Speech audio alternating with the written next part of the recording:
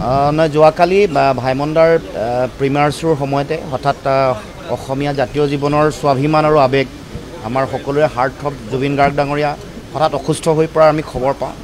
যোৱা নিশাই আমি খবৰ পাইছোঁ, কাৰণ আমিও প্ৰিমিয়াৰ শ্ব'ত আছিলোঁ। এতিয়া আমি ডক্টৰৰ লগত কথা বতৰা পাতি গম পাইছোঁ যে এতিয়া বিশেষ চিন্তাৰ কাৰণ নাই, সুস্থ হৈ উঠিছে।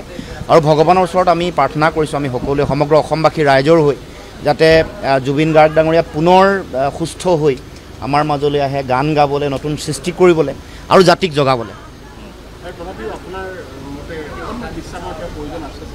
নিশ্চিতভাৱে যথেষ্ট কষ্ট কৰে আৰু উৰেটো নিশা তেওঁ গান গাই, সুৰ দিয়ে, বিভিন্ন মিউজিকৰ লগত বিভিন্ন কাম কাজ কৰে। আৰু এতিয়া শেহতীয়াকৈ যথেষ্ট তেওঁৰ বোজা বেছি হৈছে, বিশেষকৈ চিনেমাৰ লগতো জড়িত হৈ পৰিছে।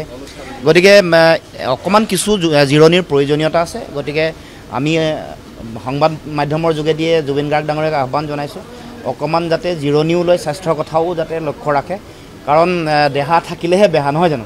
গতিকে মই ভাবোঁ যে স্বাস্থ্যটো ভালে ৰাখি সৃষ্টিশীলতাটো অটুট ৰাখক আৰু আমাৰ সমাজক, জাতীয় জীৱনক নতুন নতুন ন সৃষ্টিৰ সোৱাদ দিয়ক, খোৰাক দিয়ক আৰু সমাজক, জাতিক জগাবৰ কাৰণে যাতে। যোৱাকালি ভাইমন্দাৰ প্ৰিমিয়াৰ শ্ব'ৰ সময়তে হঠাৎ অসমীয়া জাতীয় জীৱনৰ স্বাভিমান আৰু আৱেগ আমাৰ সকলোৰে হাৰ্টথ্ৰব জুবিন গাৰ্গ ডাঙৰীয়া হঠাৎ অসুস্থ হৈ পৰাৰ আমি খবৰ পাওঁ। যোৱা নিশাই আমি খবৰ পাইছোঁ, কাৰণ আমিও প্ৰিমিয়াৰ শ্ব'ত আছিলোঁ। এতিয়া আমি ডক্টৰৰ লগত কথা বতৰা পাতি গম পাইছোঁ যে এতিয়া বিশেষ চিন্তাৰ কাৰণ নাই, সুস্থ হৈ উঠিছে। আৰু ভগৱানৰ ওচৰত আমি প্ৰাৰ্থনা কৰিছোঁ, আমি সকলোৱে সমগ্ৰ অসমবাসী ৰাইজৰ হৈ, যাতে জুবিন গাৰ্গ ডাঙৰীয়া পুনৰ সুস্থ হৈ আমাৰ মাজলৈ আহে, গান গাবলৈ, নতুন সৃষ্টি কৰিবলৈ আৰু জাতিক জগাবলৈ।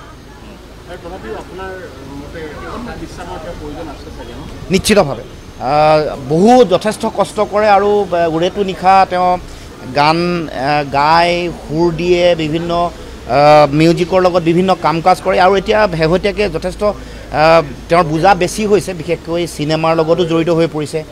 গতিকে অকণমান কিছু জিৰণিৰ প্ৰয়োজনীয়তা আছে। গতিকে আমি সংবাদ মাধ্যমৰ যোগেদিয়ে জুবিন গাৰ্গ ডাঙৰীয়াক আহ্বান জনাইছোঁ, অকণমান যাতে জিৰণিও লৈ স্বাস্থ্যৰ কথাও যাতে লক্ষ্য ৰাখে, কাৰণ দেহা থাকিলেহে বেহা, নহয় জানো? গতিকে মই ভাবোঁ যে স্বাস্থ্যটো ভালে ৰাখি সৃষ্টিশীলতাটো অটুট ৰাখক আৰু আমাৰ সমাজক, জাতীয় জীৱনক নতুন নতুন ন সৃষ্টিৰ সোৱাদ দিয়ক, খোৰাক দিয়ক আৰু সমাজক, জাতিক জগাবৰ কাৰণে যাতে সদায় কাম কৰি যাওক।